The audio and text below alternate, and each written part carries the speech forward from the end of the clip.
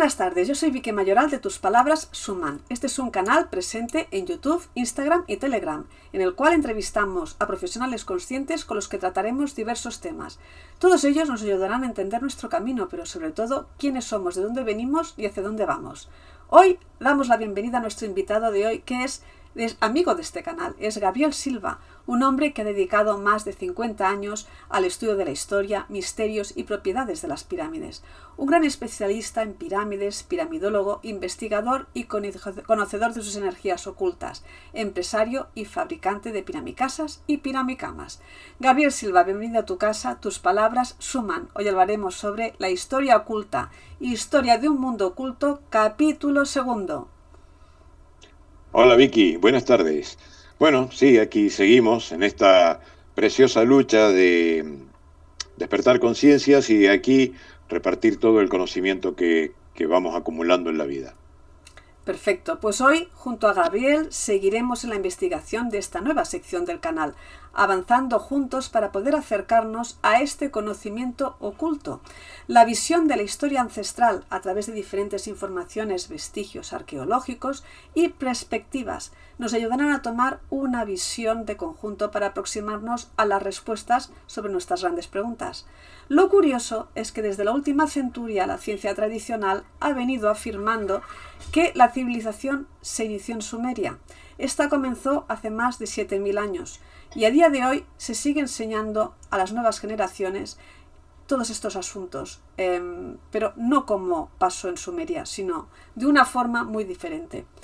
Pero paradójicamente la documentación histórica que perdura a día de hoy en los archivos de las grandes religiones del mundo persiste en afirmar que en épocas remotas existieron grandes civilizaciones, las cuales llegaron a su fin a través de conflictos internos o cataclismos.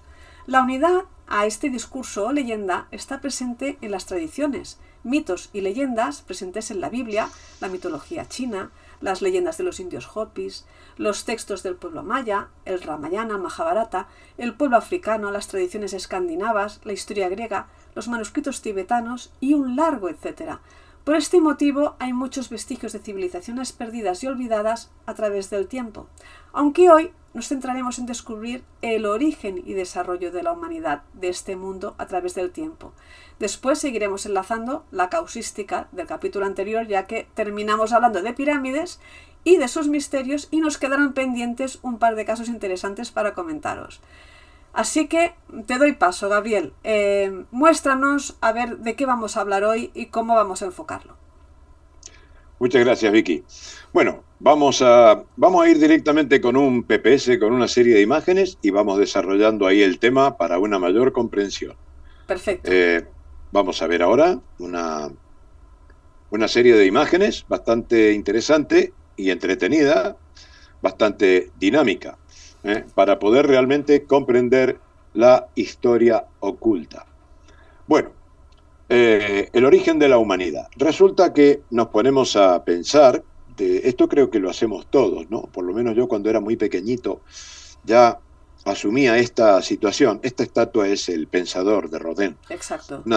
Para mí la más bonita de todas las estatuas, porque el significado me representa muchísimo desde que era un niño, ¿no? Entonces, vamos, todo lo de Miguel Ángel y de tantos grandes escultores que ha dado la humanidad, pero esta para mí tiene un factor emocional muy, muy potente. La encontré en un libro cuando iba a la escuela primaria y dije, vale, este soy yo. Entonces, claro, tenemos la gran frase griega, ¿no? Cogito, ergo sum. O sea, pienso, entonces existo. Pero aquí es donde empezamos con toda la humanidad, tiene estas tremendas preguntas. ¿Qué somos realmente? ¿Y quién nos hizo? Porque todo tiene una causa, todo tiene un origen, simplemente, ¿por qué estamos aquí, no? ¿De dónde venimos?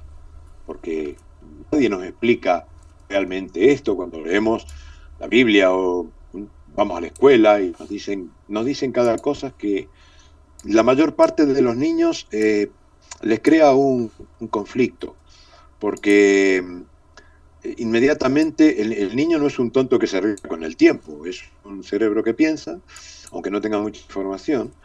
Entonces, cuando no se le dan las respuestas correctas y se les dicen tonterías, esas pequeñas mentirijillas que se les dicen a los niños hacen bastante daño. A mí me hacía mucho daño.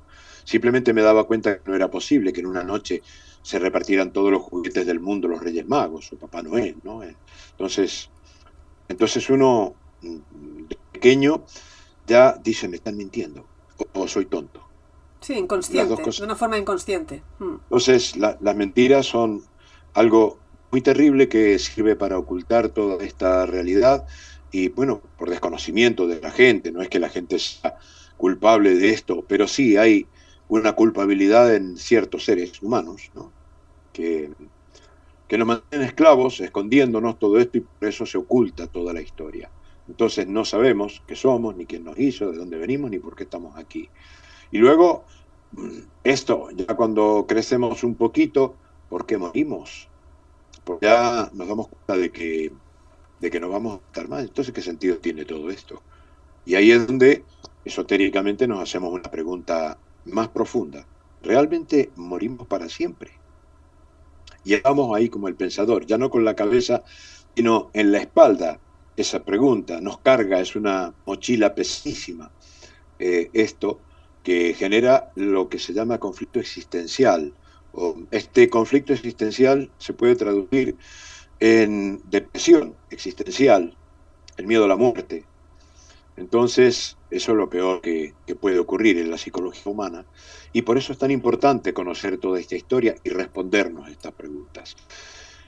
Y a ello he dedicado la vida, por eso eh, quiero remontarme, para los que quieran ya profundizar mucho en esto, pero llegando al fondo y con claridad, inclusive aunque sea un chico de 10, 12 años que puede entender todo esto, eh, así como es arriba, es abajo, así como es afuera, es adentro, así Exacto. como es a lo grande, es a lo pequeño. Esta es la ley hermética de correspondencia del principio propiamente dicho, de los 8 equivaliones.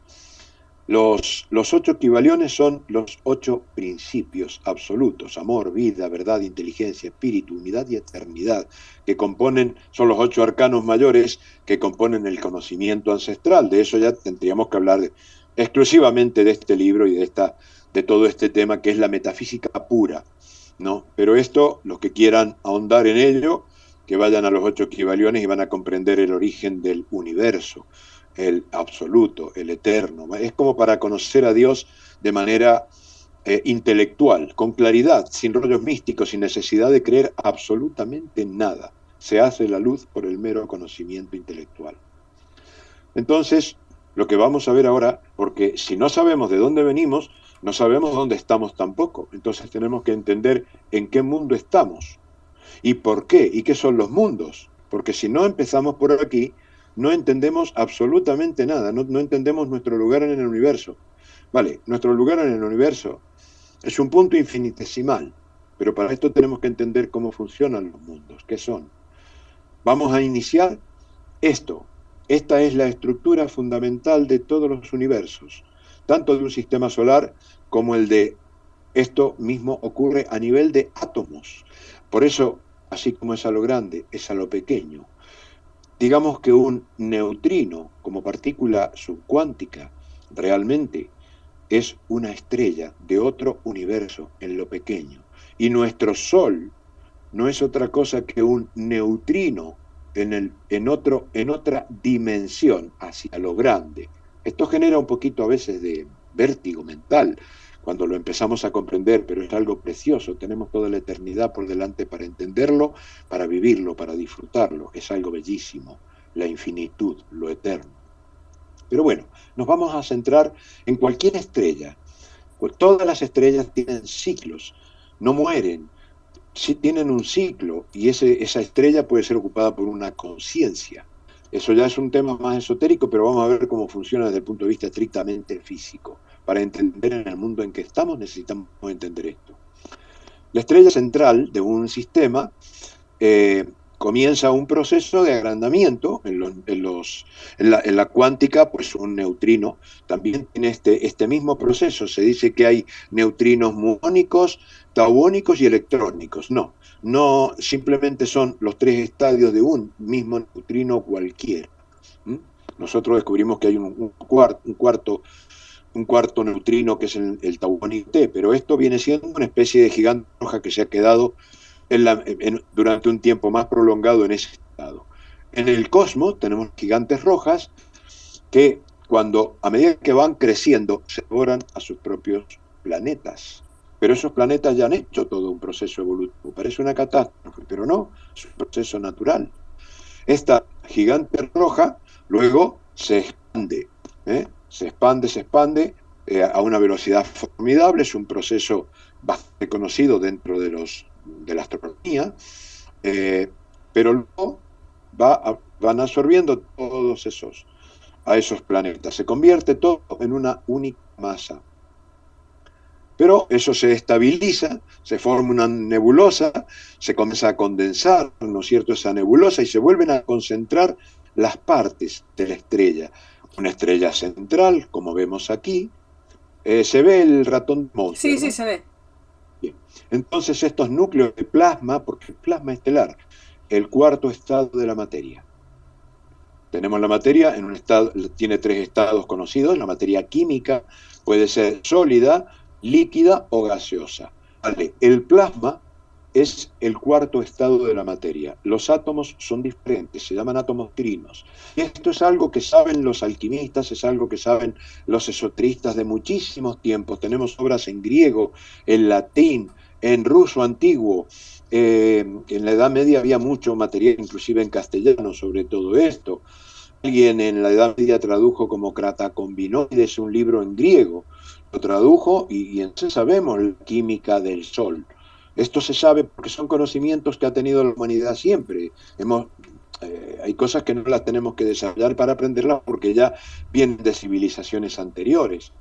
Ya nos vamos a dar cuenta por qué esta herencia, estos legados culturales. Bueno, estos núcleos de plasma, esta estrella, vuelven a formarse, ¿no? Pero, como vemos, también hay algunos núcleos que son separados de la estrella central. Pequeños pedazos de Sol. Estos van a guardar unas distancias de la estrella central. Aquí tenemos el sistema más estabilizado. Y esos pedacitos de Sol van a formar estos planetas. ¿Cómo lo van a formar? De esta manera. Aquí tenemos la estrella central, aquí tenemos un núcleo, aquí tenemos uno que ya está formado, este también. Vale. ¿Cómo se forma? Pues este núcleo central, este pequeño pedazo de Sol, es Sol, simplemente es Sol, igual que el Sol exterior, solo que más pequeño. Y está girando alrededor de la estrella madre, ¿no? Pero vale, este pedazo de Sol tiene, en lugar de tener una atracción total por la materia química, se produce el tercer efecto del principio amor. Amor es atracción, repulsión, interacción, adhesión, cohesión, fusión y fisión. Las 7 leyes de interacción de la materia conforman el principio amor. Vale, en este caso, el plasma estelar atrae la materia, pero hasta cierto punto, hasta cierta cercanía, la repele. Entonces hay una interacción y eso da lugar a la formación de una bola alrededor con toda la materia química que ha quedado y todo esto se va acumulando alrededor formando una esfera. Ahora todo esto está blando. Aquí hay atracción de la materia química por parte del Sol interior y al mismo tiempo hay repulsión, con lo cual hay una interacción cuando esas dos fuerzas están equilibradas. Una cosita, entonces sí. Dentro prevalece ese Sol interior primigenio que había antes de formarse el planeta, ¿no? Exacto. Vale. Lo vamos a ver. Sí, no avanzó nada. Vale. No, sí lo vamos a ver más, pero en más detalle. Vale. Esta costra de cualquier planeta que se va solidificando, pero todavía hay otros pedacitos de Sol, más, quedan muchos, pero no son tan grandes como para formar un planetoide. Sí forman las lunas, por ejemplo. No la nuestra, que es artificial. Pero exacto. Eso ya es un tema como un vídeo aparte. Y harto demostrado, con fundamento científico. No estoy hablando de creencias, ni que me lo dijeron los extraterrestres, ni tonterías por el estilo. Simplemente la Luna es artificial porque hay hartas, por lo menos 10 causas evidentes, elementos que tenemos para juzgar eso. Pero el resto de las lunas, la gran mayoría de las lunas de los planetas son algo natural, intervienen los mecanismos naturales de la cosmogénesis y del equilibrio cósmico. Vale, en este caso, estos pedacitos de Sol que andan dando vueltas por ahí, el planeta todavía está blando, sí, para formarse.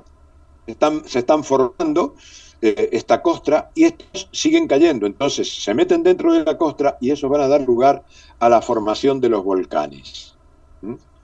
Y como vemos, esto está blando. Por lo tanto, en este giro tenemos una inercia, tenemos una fuerza de rotación. Por lo tanto, esto centrífugo, al mismo tiempo que este Sol está generando una centrípeta, ¿no es cierto?, para mantener el conjunto, pero esta costra está sufriendo un proceso de centrifugación. Por lo tanto, la fuerza centrípeta va a dar lugar a que ambos polos queden huecos, mientras que todavía están cayendo pedacitos de Sol. De hecho, aquí en la Tierra, en el año 1904, en Galicia, en un pueblo cercano a Lugo, yo no me acuerdo muy bien todos los datos, pero esto me lo contó mi abuela no sabía de astronomía, estas cosas. Saben que en este pueblo cayó un meteorito, cayó del cielo, un pedacito de estrella, decían, bueno, hizo un agujero en la Tierra, y era como un charquito sumamente brillante, podían acercarse pero encandilaba, y metieron un palito, vieron que no se quemaba y entonces, bueno, pero había una reacción que duraba tiempo, cogieron ese líquido con cubos, que en aquella época eran de madera, la mayoría, y al día siguiente no había nada, es decir, aquello agujerió los cubos y se fue para dentro de la Tierra. Y el pozo aquel se hizo sumamente profundo, finalmente lo taparon por el peligro que representaba, que tenía más de 1 metro de diámetro, pero aquello se fue yendo hacia abajo, es decir, fue como carcomiendo la Tierra, por así decir, del mismo modo que lo hizo con los cubos, ¿no?, con los baldes. Entonces, esto me lo contó mi abuela cuando yo era prácticamente un niño. Luego, pues, pude conseguir por parte de algunos parientes alguna referencia. Y sí, efectivamente, aquello ocurrió en 1904. Es el último de estos meteoritos que se tengan. No, puede haber otros, ¿no? Pero ya son algo muy, muy raro. Entonces, el planeta cada vez se va, estamos hablando de la Tierra como de cualquier planeta, esto es una mecánica universal, ¿no? Del proceso de formación, ¿no? Es el proceso de planetogénesis, exacto, natural. Entonces, fíjate, el Sol interno está radiando sus rayos por los polos, todavía siguen cayendo algunos pedacitos de Sol, ¿no?, algunos asteroides, bueno, no son asteroides, son meteoritos, digamos, de plasma estelar. Estos, por ejemplo, van a seguir chocando. Fíjate, la Tierra tiene unos 5.000 millones de años aproximadamente. Esos cálculos son un poco traídos de los pelos, ¿no? Porque tenemos una serie de teorías y se puede discutir mucho, pero sí, evidentemente hablamos de miles de millones de años. Entonces, se sigue esto endureciendo cada vez más, se sigue formando esa costra. Actualmente están cayendo, cada día caen muchas toneladas de materia cósmica todavía a la Tierra, a todos los planetas. Se siguen agrandando un poquito, ¿no? Y entonces nos queda un modelo así, que es lo normal de todos los planetas. Ahora fíjate que las condiciones que hay en cualquier planeta, sin importar cómo sea su superficie exterior, por ejemplo, Venus es un planeta exteriormente inhabitable, y qué voy a decirte de Plutón, por ejemplo, ¿no? Sí, pero no importa el frío o el calor extremo que pueda hacer por fuera. Por dentro siempre vamos a tener una distancia proporcional, como esto se produce por una serie de factores físicos que son coeficientes, vamos a tener coeficientes numéricos. Se dice que la suma de coeficientes físicos siempre va a dar constantes matemáticas, ¿no? Que son coeficientes fijos. En este caso, por ejemplo, el tema de las temperaturas que se van a generar en cualquier planeta, no importa que este planeta tenga el tamaño de una canica de 2 centímetros, que sea grande como la Tierra, que sea grande como Júpiter o que sea grande como todo el sistema solar. Cualquier planeta, sin importar su tamaño, va a tener un sol proporcional, una atmósfera proporcional, por lo tanto va a tener una temperatura interior de 36 a 46 grados centígrados. Es decir, va a tener una temperatura óptima para la vida. Todos los planetas son habitables en su interior por lógica, por suma de constantes físicas, las cuales van a dar coeficientes numéricos fijos. Entonces esto, perdona que te interrumpa, nos daría un poco de luz a estas historias y leyendas de estos mundos internos, de estas narraciones que la ciencia pues ha ido diciendo pues que si eran fantasías o eran... Pues aquí tendríamos una base para apoyarnos en estas historias ancestrales. Claro. Es que todas esas ancestrales nos cuentan todo esto. Esto es conocimiento esotérico, entre comillas, pero es que en realidad antes también había conocimiento físico. Claro. Siempre ha habido. Vale. Claro.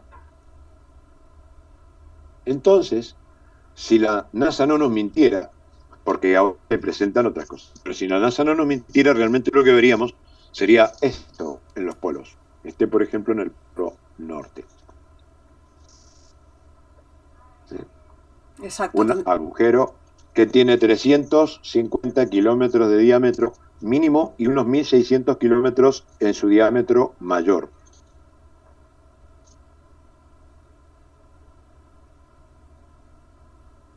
En cambio, por ejemplo, desde hace unos milenios, sobre todo hace unos 500 años atrás, nos meten el cuento de la Tierra plana, como una especie de cilindro, con un magnum infinitum para que nadie se anime a navegar. Si venías aquí a la orilla te caías con el barco y adentro habían monstruos y ya...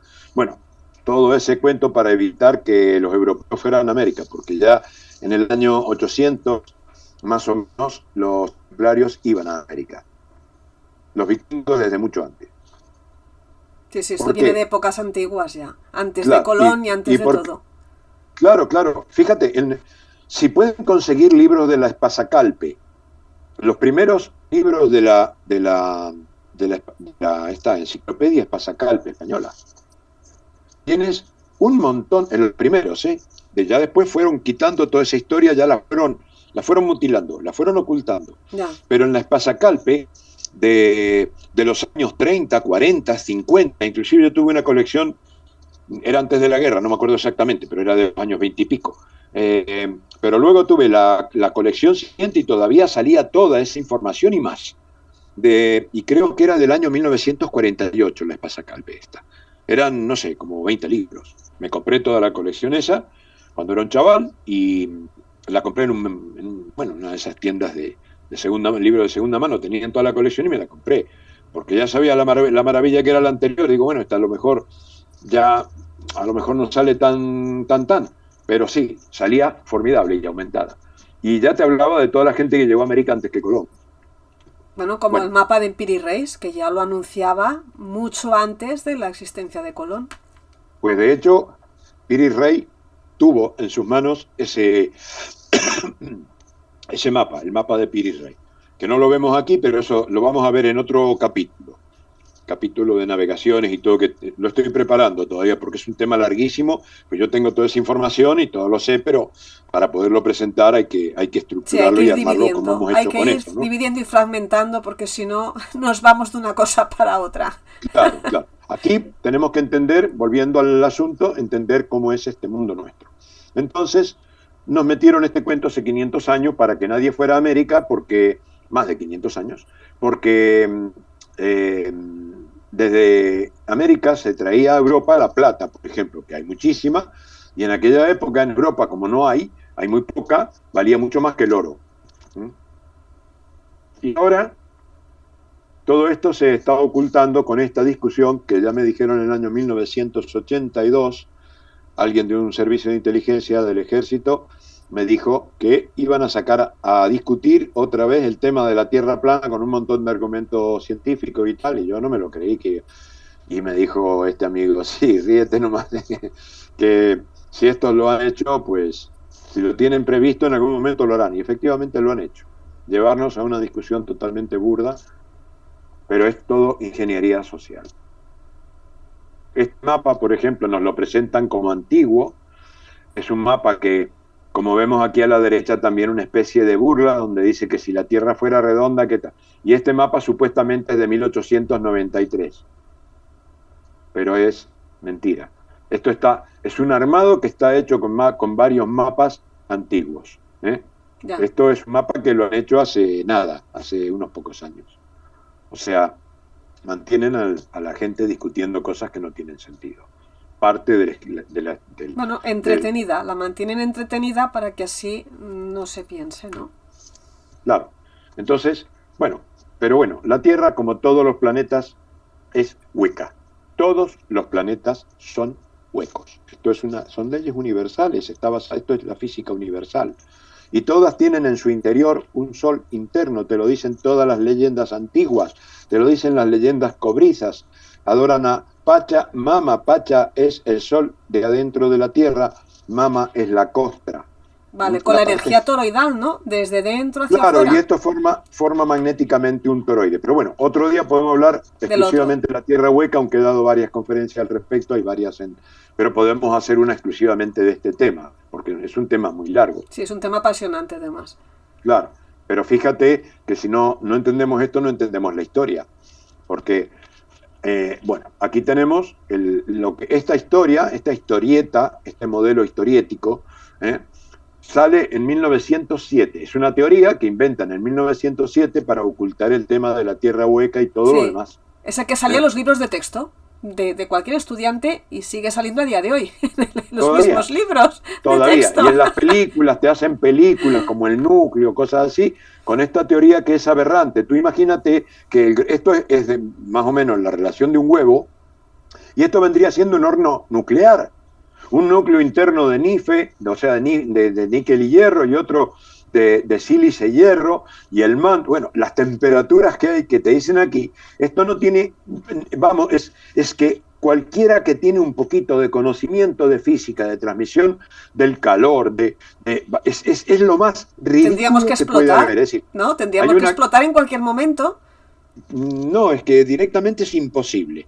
No es que pueda explotar, es que no es viable ni que se pueda formar. Es como decir, mira, no es que me vaya a caer si yo me pongo una soga debajo de los pies, agarro las puntas y me levanto. Y levito porque me estoy levantando. Es ridículo, ¿no es cierto? No es viable, porque tengo una gravedad que no me lo va a dejar. Por más fuerza que yo haga, no me voy a levantar con una cuerda. No es que sea que si me levanto me voy a caer, no, es que no me voy a levantar.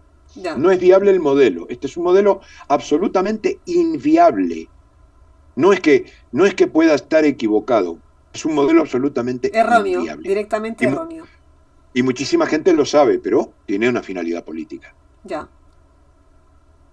Aquí no me funciona el GIF, pero esto es un GIF. Si esto va dando vuelta, imagínate, va rotando. La atracción lunar que mueve las mareas, sí. Imagínate lo que haría con la parte interior metálica de esto, ¿no? Entonces esto estaría sacudiendo la Tierra así bestialmente, o sea, estaríamos en un constante sacudón. Estaríamos en un sacudón constante, totalmente inviable. Realmente, este es el corte transversal de la Tierra. Polo norte, polo sur, 12.656, 2.650 kilómetros más o menos de diámetro exterior, 10.756 interior, porque tenemos unos 1.000 kilómetros de costra. En cualquier lugar del mundo que estamos a 1.000 kilómetros aproximadamente del paraíso terrenal. Aquí afuera tenemos una gravedad de 9,8 y dentro, en cualquier parte, tenemos 6,7. Pesaríamos un tercio menos. Anda. Y con una troposfera de 40 kilómetros y no de 4 kilómetros. Entonces, también nos hablan de esto libros muy antiguos, textos como el Vitriol. Este es uno de los tratados alquímicos más maravillosos, más antiguos, que tratan sobre la tierra hueca. Y es antiquísimo, claro, hay que entenderlo esto. ¿Eh? Y dice, visita interiora terrae, rectificando invenies, occultum lapidem. ¿Qué significa? Para visitar la tierra interior, purifícate y encontrarás la piedra oculta. Fíjate. ¿Y esto de qué año es?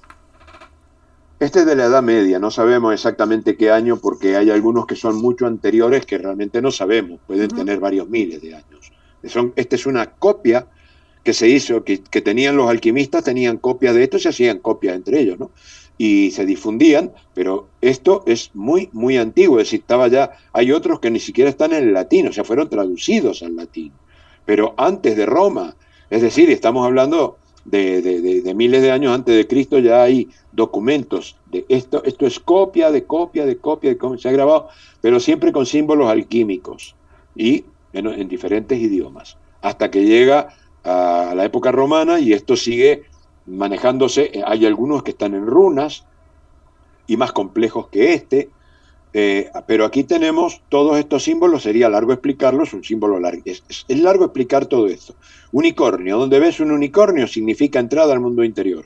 ¿Ah? Bueno, aquí tenemos este mismo símbolo en uno de los antiguos también, con unas medidas que las estudiamos y resulta que esto es la refracción de la luz debajo de una pirámide de cristal con las proporciones perfectas de la gran pirámide de Giza. Fíjate. También igual, sí, o sea, ya vamos a hablar también de eso en otro momento. O sea que la pirámide de fondo enmarcando esto, o sea, esto es más completo todavía y también de la Edad Media. Y aquí tenemos el símbolo puro, más estilizado, moderno, y representa exactamente esto, o sea, las proporciones que tiene esto son exactas con las de esto, las proporciones de la costra terrestre. Sí, sí, es decir, que esto es esto. Sí. Esto es la Tierra, esta es la superficie exterior, esta es la superficie interior de la Tierra. Fantástico. Esto es el Sol interno. Las proporciones y todo son perfectas. Perfectas. Y esto es de la Edad Media, de la Edad Media, pero hay vestigios de estas imágenes anteriores, comentas. Sí, sí, muchísimo anterior. Ya te digo que hay uno de estos, no me acuerdo cuál era el nombre que se le da ahora. Hay uno en cuero que lo tiene el Botivum Hermeticus, pero no se sabe de qué año es. Se ha conservado con mucho cuidado, se estudió en la década los fines del siglo XIX, estudiaron cómo conservarlo para que no se deshaga, porque ya era peligroso tocarlo. En cuero, es una lámina en cuero que tiene casi 1 metro. Parece que es un cuero de vaca, ni se ha podido estudiar el cuero para no dañarlo, ¿no? Está muy bien trabajado y tal, y está inscrito, pero más complejo que y todo rúnico, todo en runas. Y ese, bueno, pues no sabemos los miles de años que puede tener, pero está perfecto, o sea, no está en latín, está en el vikingo antiguo, pero dice exactamente, dice lo mismo, ¿no? Entonces, este es el mundo en el que vivimos. Pero este mundo, bueno, pues es un mundo de los tantos, de los infinitos mundos que existen en el universo. Nosotros no hemos llegado a ver, pues hay medidas que están en un libro que se llama el Mahabharata. Por ejemplo, el Mahabharata completo es una barbaridad. Ahí nos explica también todo esto, y nos habla de la respiración de Brahma, que no es otra cosa que es que estos procesos que ocurren tanto en las estrellas como en un mismo electrón, donde hay una concentración y dilatación de la forma, de las medidas, de las dimensiones, de la concentración de la energía, las estrellas, los agujeros negros, todo eso está escrito en libros antiquísimos. Claro, es que lo curioso es que hay una unidad de discurso, a pesar de ser etnias diferentes, religiones diferentes, países diferentes, épocas distintas, da igual. La unidad del discurso es que es la misma. Exacto, el conocimiento, por eso cuando me empiezas a estudiar todas las culturas diferentes y todo lo ancestral y todo lo, entre comillas, esotérico, de todas las culturas te encuentras lo mismo y empiezas a confirmar una cosa con la otra. Bueno, ¿qué es lo que tenemos en la Tierra? Aquí en el Polo Norte, por ejemplo, 350 kilómetros de agujero, 1.600 kilómetros aquí afuera. Y la costa está llena de agua, tenemos mares interiores enormes, y esto negro es petróleo, y tenemos puntos donde han caído estos, bueno, ya vamos a ver luego la plutónica, ¿no? La plutogénesis o la producción de volcanes, pero tenemos unos 1.000 kilómetros siempre de De costra, distancia. de Hasta la distancia superficie. hasta la superficie interior. Y esto ocurre tanto en el Polo Norte como en el Polo Sur. Por eso es que no podemos ir a los polos.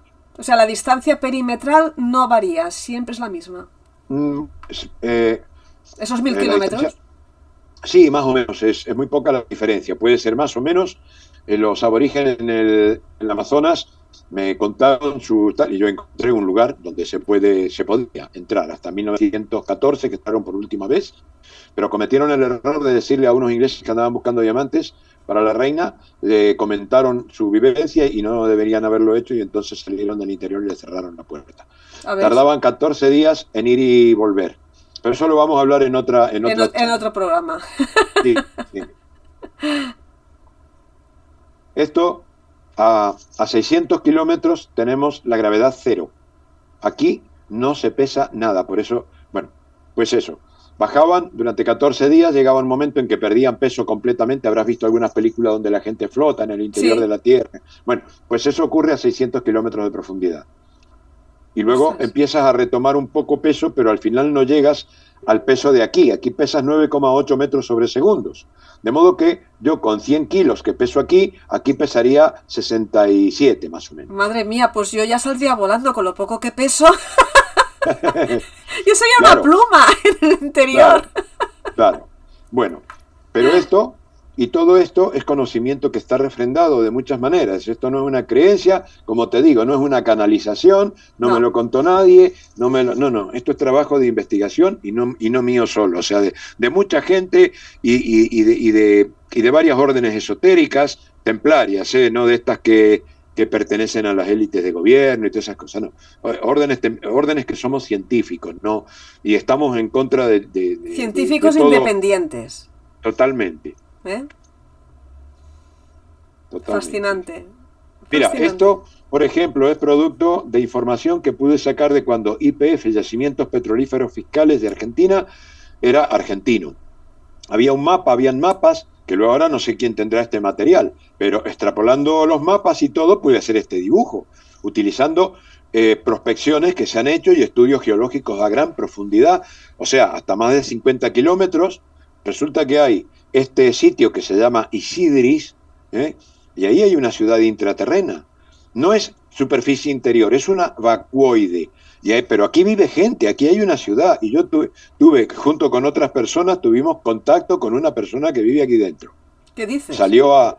Sí, estábamos haciendo unas prácticas aquí afuera, en Sí. un lugar que se llama Las Chilcas, y en una estancia, bueno, más adentro, en un sitio que le llamamos Isidris también, pero Isidris es esta vacuoide cuyo techo está en la parte más alta, a unos 30 kilómetros de profundidad. Entonces visteis a un ser con el que pudisteis interactuar. Sí, Cuéntanos así rapidito de una forma resumida.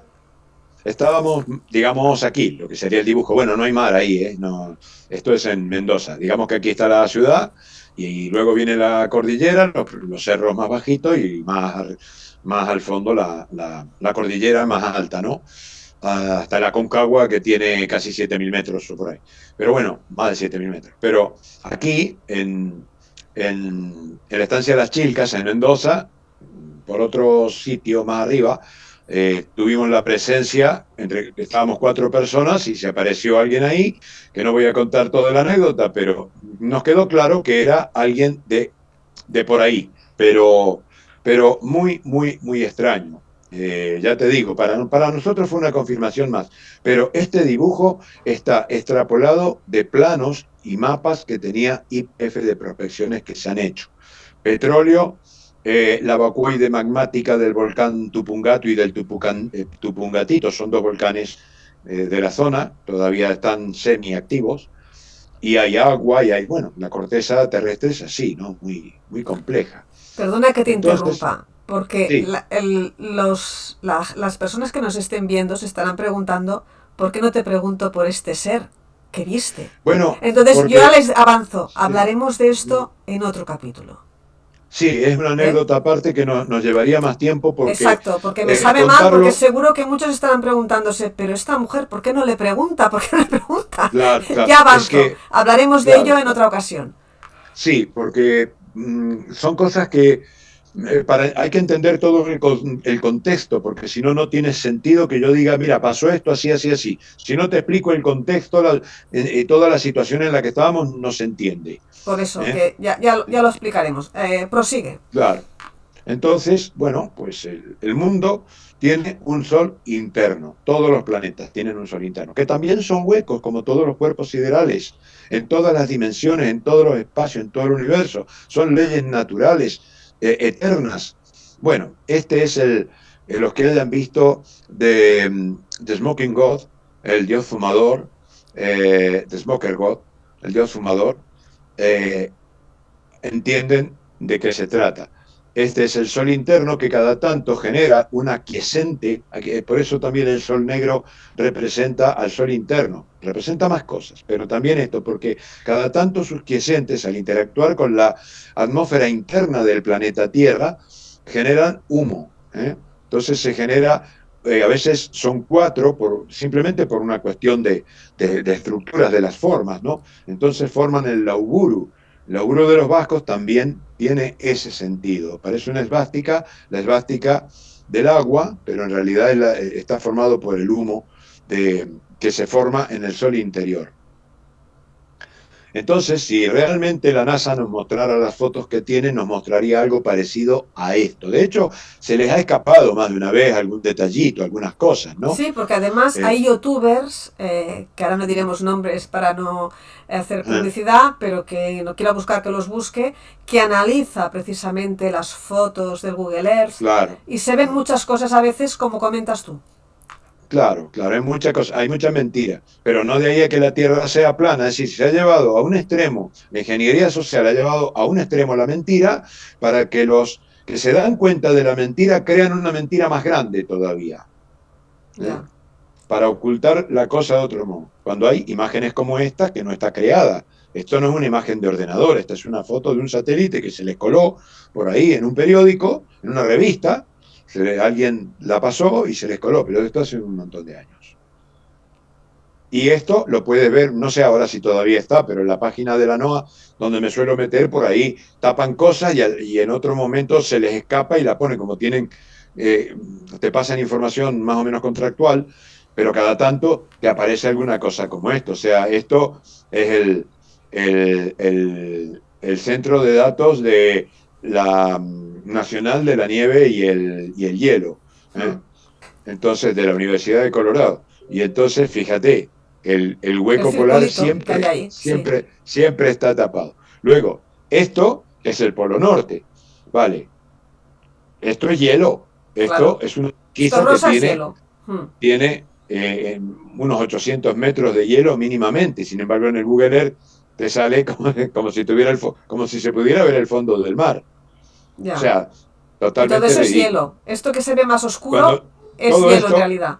Sí, sí, todo, no, pero es que el hielo llega inclusive, porque aquí tienes tierra, tiene terrenos, ¿no es cierto? ¿Sí? Hasta aquí, pero todo esto que se ve, aquí a veces hay agua, sí, a veces está helado, a veces está, Pero que esta pero imagen aquí no es tienes, verídica, no es real. no, no, en A absoluto. día de Es hoy. un, es un montaje porque en realidad tendríamos que ver blanco todo aquí por donde estoy pasando, todo este círculo, por donde estoy Todo esto pasando tendría el que ser ratón, blanco.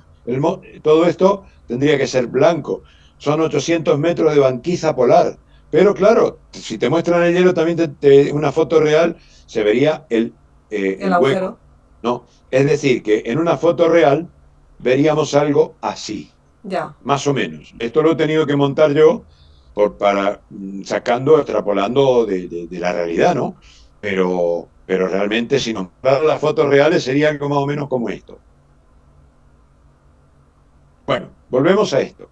Los eh, meteoritos que caen de plasma solar, que no es materia química, sino materia alquímica. El plasma solar, átomos trinos.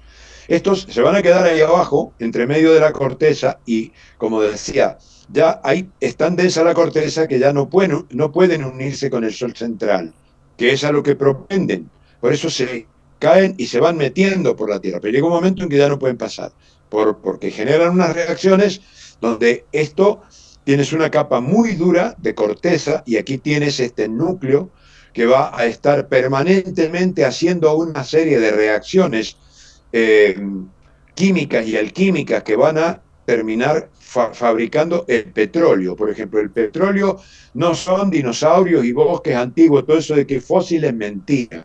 El petróleo es un mineral que está compuesto por materia orgánica, hidrógeno, oxígeno, nitrógeno, principalmente, ¿no es cierto?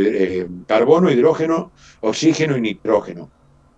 Pero en realidad es una colada, es una especie de destilado que produce en esta función que tiene el plasma, que en la corteza, junto con todo lo que pille, silicio, todo lo que haya en la corteza, va a generar, por ejemplo, metales pesados como el oro, el plomo, el estaño. Todo eso es de origen plutónico, de origen volcánico. Son reacciones químicas y alquímicas. Digo químicas porque químicas son las conocidas y alquímicas son las no conocidas por los químicos actuales. Porque la alquimia de la Edad Media reconoce la existencia de 167 o 168 elementos químicos, mientras que la química moderna, la tabla de Mendeleev, tiene, Sí, tiene otros 114, elementos, ¿no? 117 o 114 básicos y creo que O sea, que 114. faltan Claro, o sea, elementos. exacto. La química actual no viene de la alquimia. En todo caso, proviene como involución, como pérdida de conocimiento, no como que aquellos eran unos ignorantes y creían en los cuatro elementos, ¿no es cierto? Y nada más. No, no. A ver, que los cuatro elementos también son una forma de clasificación para determinadas cosas y además sumamente útil. Y si no, mira tú el Ayurveda, por ejemplo, que se basa en los cuatro elementos y de ahí todo lo demás. Es muy complejo, pero si no te basas en los cuatro elementos, no, como que no tiene sentido el análisis ayurvédico de una persona o de cómo equilibrar su energía y cómo curarlo. Bueno, pues aquí tenemos un proceso químico y alquímico, es decir, se producen todas las variaciones que van a dar lugar a la formación incluso del uranio. Y cada tanto esto tiene una reacción. Esta reacción, aquí se generan los diamantes. Los diamantes no son otra cosa que el hollín endurecido aquí, en el Anda. cuello del volcán. Claro, cuando el volcán llega a un momento que explota, porque llega, digamos, se consume esto, ¿no? Pero esto lo podemos ver en otra cosa, en otro ya más completo, con movimiento, con más dinámico. Pero esto, para que entiendan que los volcanes no vienen de un magma del interior de la Tierra, no. Esto es magma. El magma es volcánico. El magma no es el núcleo de la Tierra ni cosa por el estilo. Esta es una cuenca volcánica. ¿eh? Más o menos el interior sería así. Y se toman contacto entre sí, por eso tienen esas reacciones, explota uno después el otro. Por lo general ocurre al revés, si tienes dos, cuando funciona uno, el otro decae, porque toda esta energía la está alargando por aquí. O Y esto sea, es simple, esto perdona, es ¿quieres física decir que los pura. volcanes están comunicados entre ellos? Muchas veces sí, hay cuencas.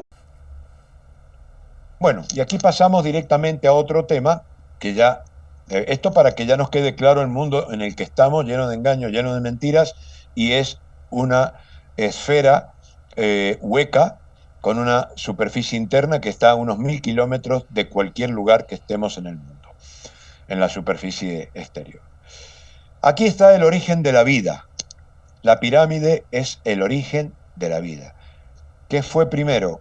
¿La vida o la pirámide? Aquí no hay la incertidumbre del huevo o la gallina, no, la pirámide, sin duda, porque sin pirámide no hay vida. Por eso tenemos el jeroglífico, como veremos luego, más repetido en todo Egipto.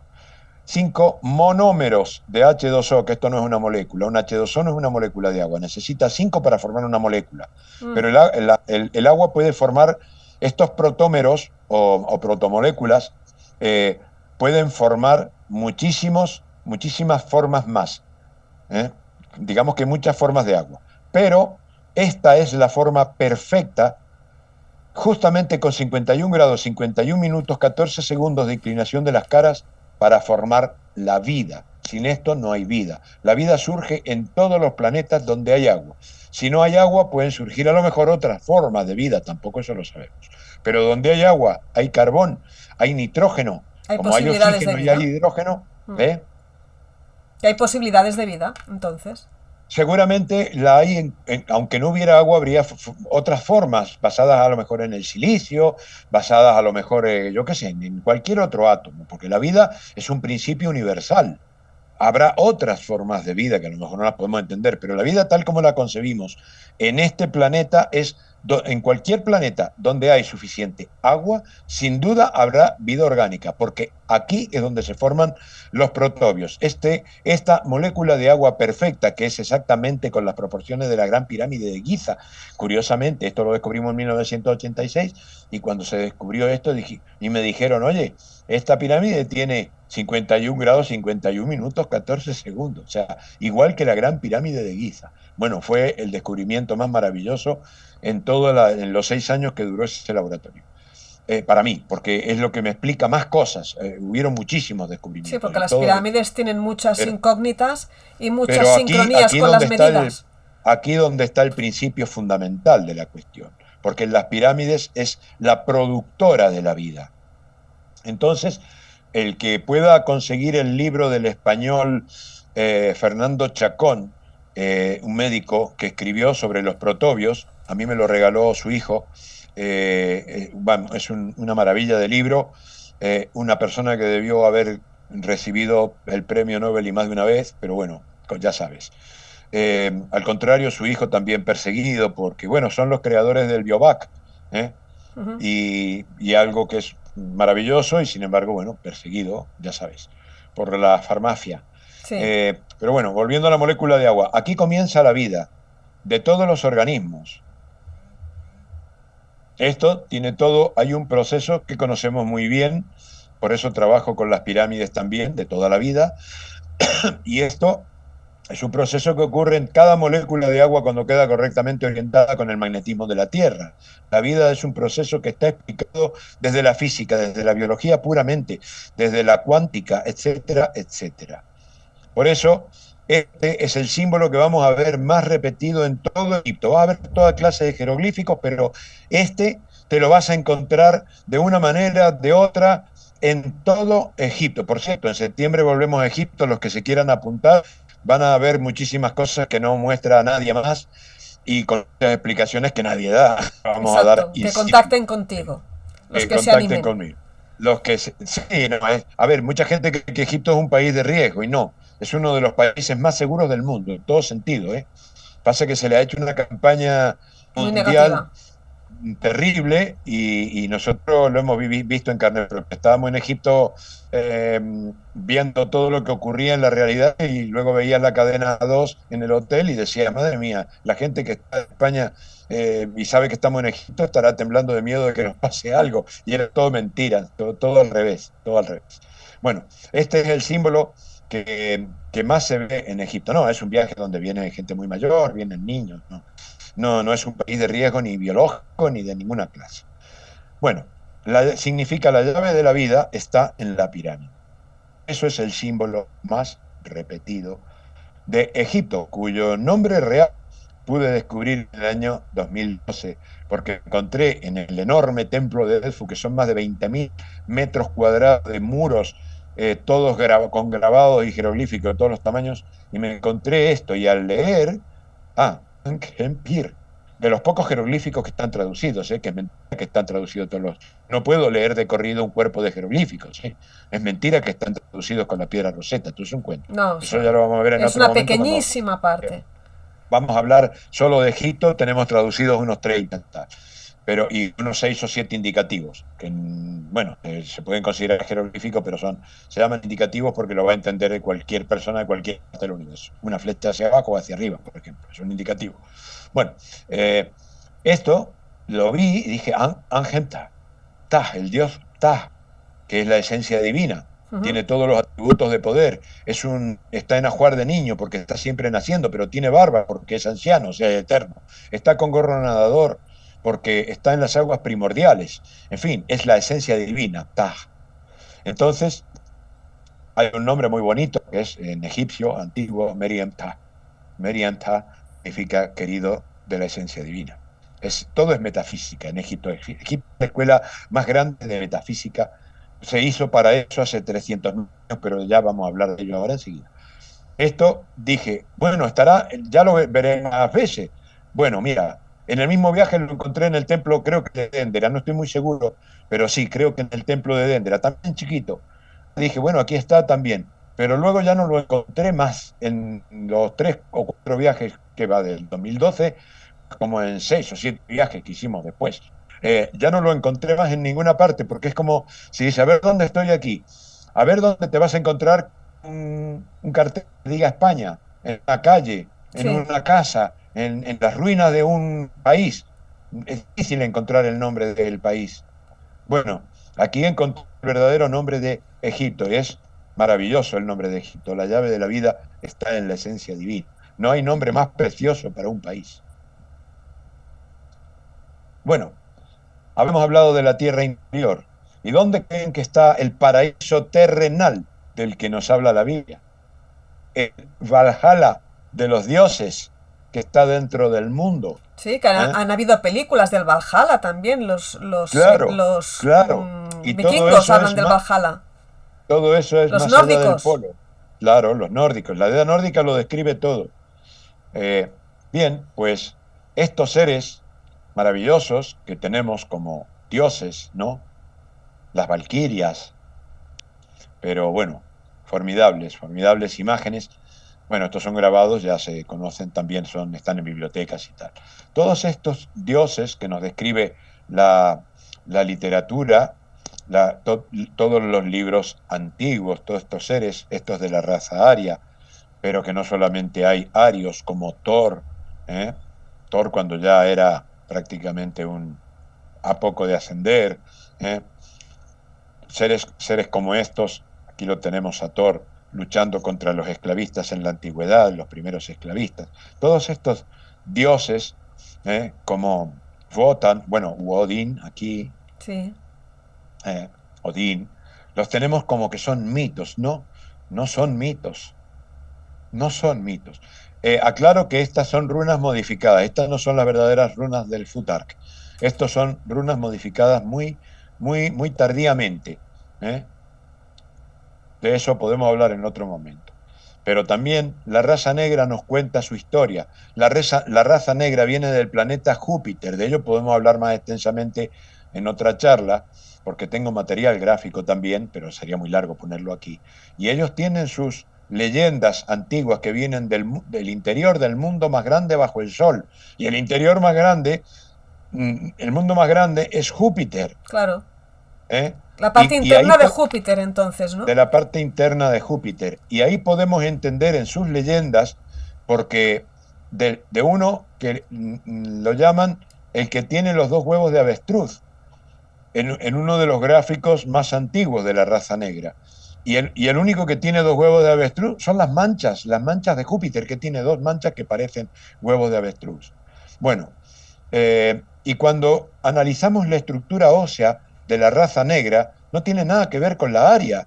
Los arios somos enclenques en el sistema óseo en comparación. ¿Por qué? Porque ellos vienen de un planeta mucho más grande donde su genética ancestral, sus dioses, sus primordiales, así como hemos visto ahora los nuestros, los arios, ellos tienen los suyos, que son negros. Y son negros más negros que el dibujo de este o del fondo de esto. Son negros muy negros. Estos tienen ya marrones, tienen algo de mezcla con algunas otras razas, pero los negros puros, provenientes de Júpiter hace muchísimos años también, por los mismos factores demiúrgicos que estamos nosotros aquí, que ya vamos a explicar la cuestión. Del mismo modo que los amarillos vienen de Venus. Por sus leyendas más antiguas nos lo cuentan ellos mismos, cuando nos dicen sus leyendas más antiguas, que vienen del mundo que es la estrella de la mañana o de la tarde. Entonces, ¿cuál es la estrella de la mañana o de la tarde? Es Venus. ellos vienen y te cuentan que vienen del interior de Venus. Vale, los arqueólogos chinos, hay muchos que saben todo esto, pero claro, cuando van a hablar en una universidad de esto, sus compañeros les tiran piedras, porque parece que hay un Sí, como complot un del muro, silencio ¿no? para, sí, Como un y muro mental. con Mm. la raza negra simplemente hay muy pocos que han investigado esto.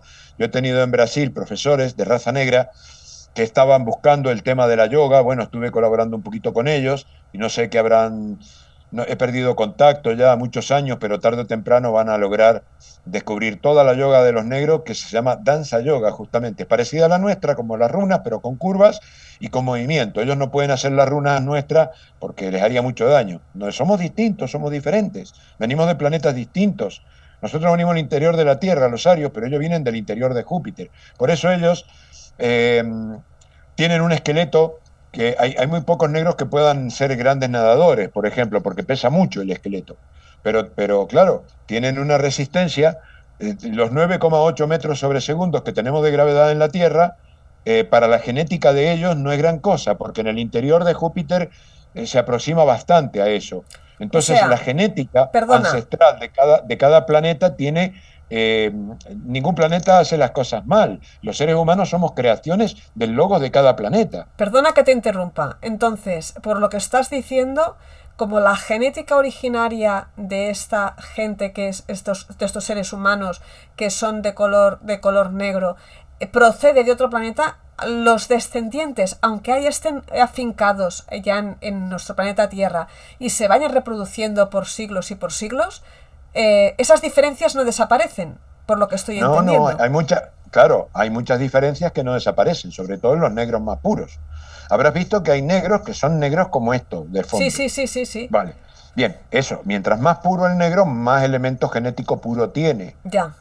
más elementos tiene. Y son gente, vamos, extraordinaria, preciosa, lo mismo pasa con cualquier raza, ¿no? Los más puros de raza, pues son mejores en todo sentido, pero lo ven los animales también. El ser humano no escapa a esto. Lo que pasa es que hay que verlo sin prejuicio, Sí, sí, ¿eh? sí, sí, sí. Porque a medida que nos vamos mezclando, pues vamos mezclando las Se va razas y diluyendo la se esencia se va originaria. diluyendo. Exacto, y tenemos muchos problemas. Eso le conviene mucho a la farmacia porque tenemos más posibilidades de enfermarnos, ¿eh? Vale.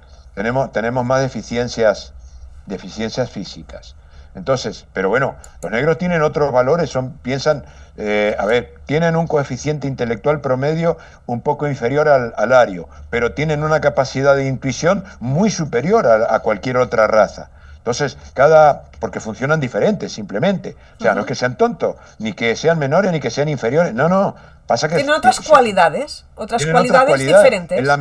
Claro, en la medida que cada uno conoce eso de su propia raza y de la de los demás, podemos interactuar mejor, porque yo, a la hora de hacer un grupo científico, me puedo valer del intelecto de todo el mundo, inclusive del negro o lo que sea, pero si algo está funcionando por intuición y un negro me dice, mira, tengo la intuición que tal y cual, me va a valer mucho más Esa la intuición de un información, negro que la de un claro. blanco, porque sé que su cerebro está más preparado para lograr intuiciones formidables. De hecho, la mayor Bueno, parte más de que los su grandes cerebro, su capacidad magos, interna, que es la que lo guía. claro, claro, están más cerca de la espiritualidad muchas veces los negros que cualquier otra raza, simplemente porque hay una facultad cerebral que en las otras razas lo tenemos más disminuido, ¿no? Y ellos lo tienen más desarrollado. Ellos tienen una espiritualidad que yo la conozco bastante a fondo porque he interactuado muchísimo en Brasil con la Umbanda, con otros grupos, con la Macumba también, que son terroríficos, pero eso no son, bueno, que hay negros, blancos y de todas las razas, ¿no? Pero con los negros puros, digamos, con lo más puro que fue de África a Brasil, he podido interactuar y he aprendido muchísimo con ellos. Vamos, y no les llego ni de lejos por más que intento desarrollar la intuición, porque esa es una facultad cerebral que racialmente ellos la tienen muy Muy superior a cualquier despierta. otra. Muy despierta. Así como, por ejemplo, el amarillo es mucho más inteligente que el ario y, por supuesto, más que el negro, pero no llega al nivel de intuición que tiene el negro. Claro, es más organizado en según qué áreas. Claro. Tenemos los indoarios. Los indoarios les hacen los dibujitos así y tal. Esta raza en realidad es aria de la India, ha tenido mezclas con otras razas. Um, hace más de 300.000 años, pero luego se ha ido recomponiendo la raza, ¿no? Y tenemos toda una liturgia que hay que entenderla metafísicamente. Si la entendemos desde un punto de vista nada más que religioso, parecen todas tonterías, supercherías. Pero si la entendemos desde un punto de vista metafísico, entendemos la alegoría, lo que representa realmente, es maravilloso y concuerda con toda la metafísica de todas las razas, de todos los pueblos, de todos los tiempos. Todos estos dioses son lo mismo que este. Aquí tenemos, mira, ¿sabes quién es este realmente? Aunque le dan distintas formas, tal. Este no es otro que Lucifer, que no tiene nada que ver con Fíjate. el demonio, con Satanás, con la... No, claro, No, porque este es se le ha Lucifer. manchado mucho el nombre a lo largo de los Claro, años. este es Lucifer, este es el que lleva la luz, este es el que lleva el sol, este es el... No, esto es una representación de un gráfico, de un aparato, de un instrumento, de un arma, de una herramienta y muchas cosas más. Pero este es el que le dio a Wotan, el primer inmortal, que muere para nacer entre los mortales y ayudarles a luchar contra la esclavitud del demiurgo. Y este es Lucifer, fíjate, no tiene nada que ver, es un personaje de la Edad nórdica que no tiene nada que ver con el personaje bíblico. Estos dioses que vemos, tanto de todos los pueblos, pues de los griegos, de los nórdicos, de los romanos, son simplemente los seres humanos del interior de la Tierra, son los primordiales, no son creadores de universos, son personas, son seres humanos. ¿Qué diferencia hay entre ellos y nosotros? Mira, poca y mucha, depende cómo lo miremos. Eh, Porque la mejor explicación para todo esto, para toda esta playa de personajes que han interactuado, que son históricos, que no son leyendas, que no son inventos, la dio el gran Sócrates. ¿Eh? Los dioses son hombres inmortales, ergo los hombres somos dioses mortales. Sí, es buena frase, ¿eh? Buena definición. Es la perfecta definición para que nos demos cuenta. Es importantísima esa frase, por eso la pongo en varios de mis libros, porque si entendemos esto, entendemos muchísimas cosas. Bien, esto también hay un demiurgo, el demiurgo creador. Esto es sumamente importante para todos, sobre todo para los esoteristas más o menos avanzados, que leen cosas contradictorias como Belicena Vilca y otras obras literarias infectadas con Ahora no se ve que fueron nada, ¿eh? escritas.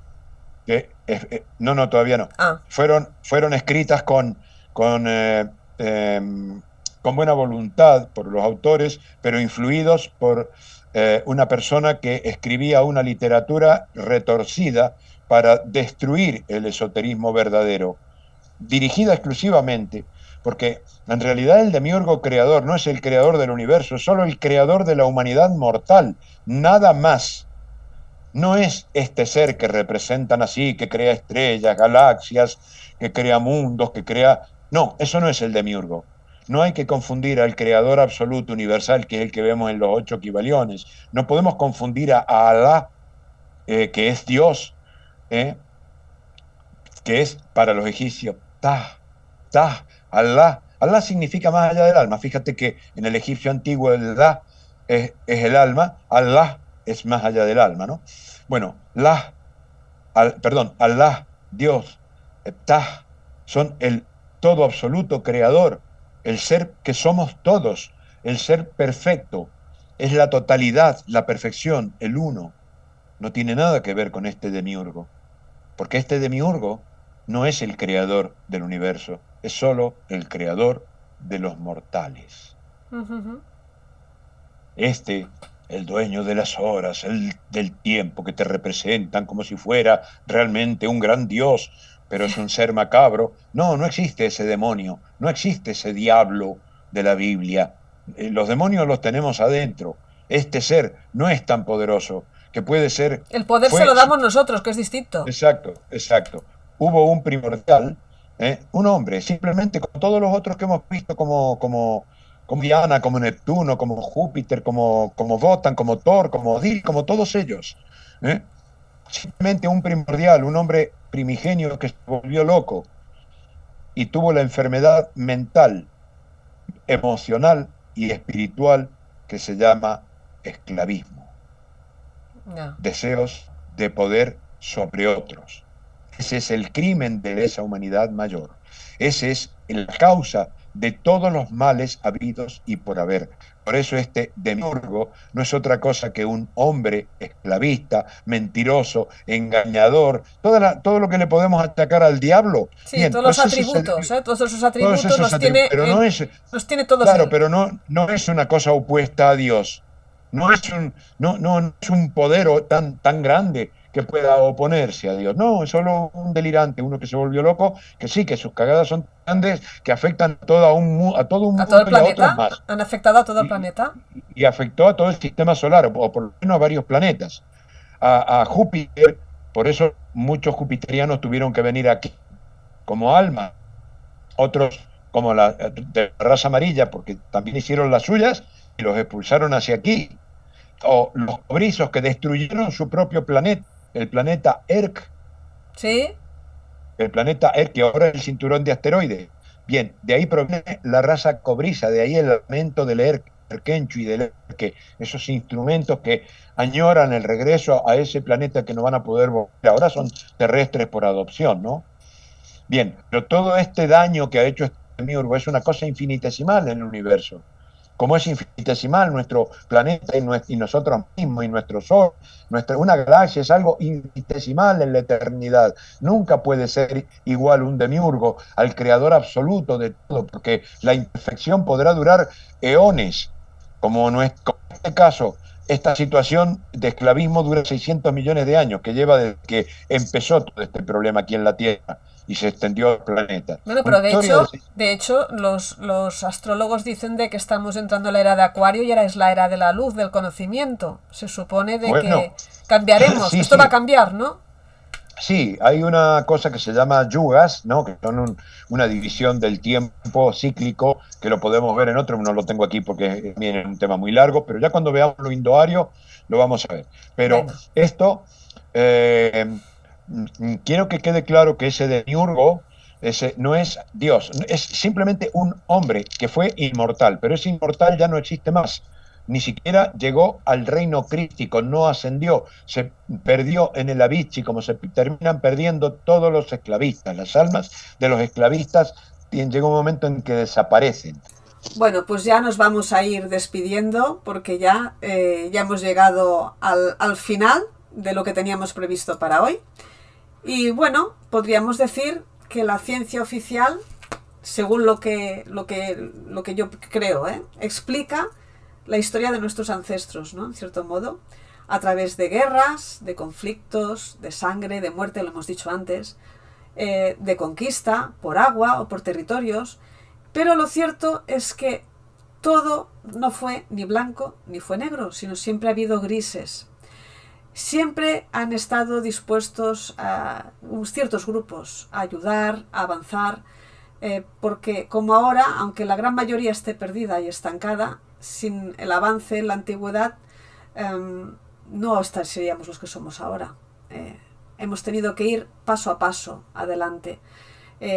Los grupos pequeños siempre han estado investigando, aportando alternativas y nuevos caminos evolutivos, y la historia siempre ha transmitido que las leyendas, los mitos y las tradiciones esotéricas son supersticiones o fantasías del pueblo.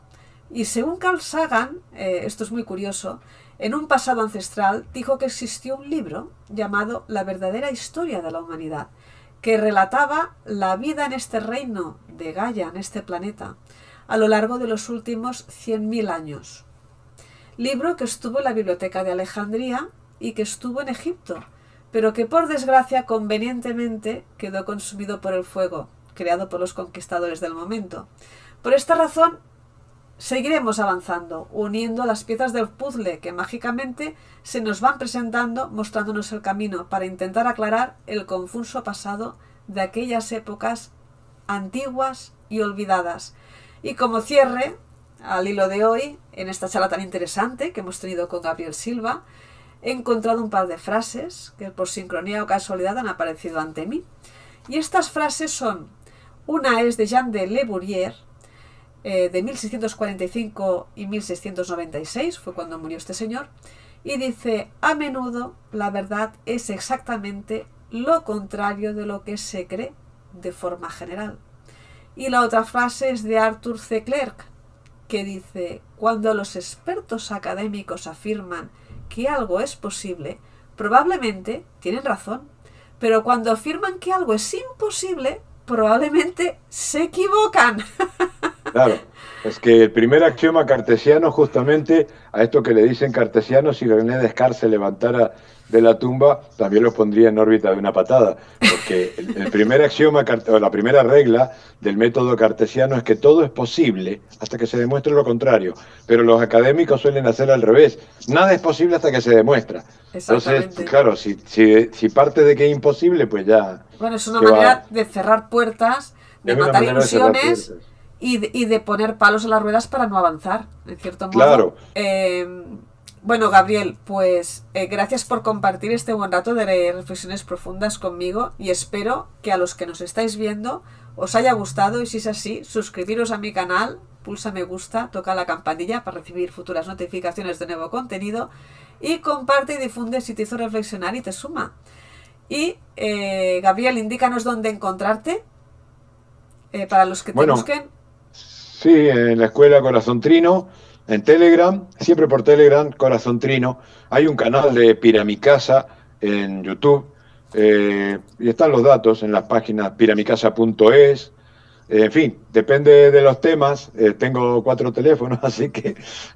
Pero bueno, me encuentran por Telegram como Spartacus, como Gabriel Osiris, como Piramicasa. Si buscan Piramicasa también hay un canal de Telegram, pero me pueden encontrar más fácil por el correo electrónico piramicasa@protonmail.com. Perfecto. Esa es la manera más segura. Perfecto. Pues nos vemos muy pronto en la nueva charla que realizaremos en el capítulo número 3. Y un abrazo muy fuerte, Gabriel. Un abrazo muy fuerte. Y hasta la próxima. Hasta la próxima. Venga, un beso. Gracias. Chao. Gracias.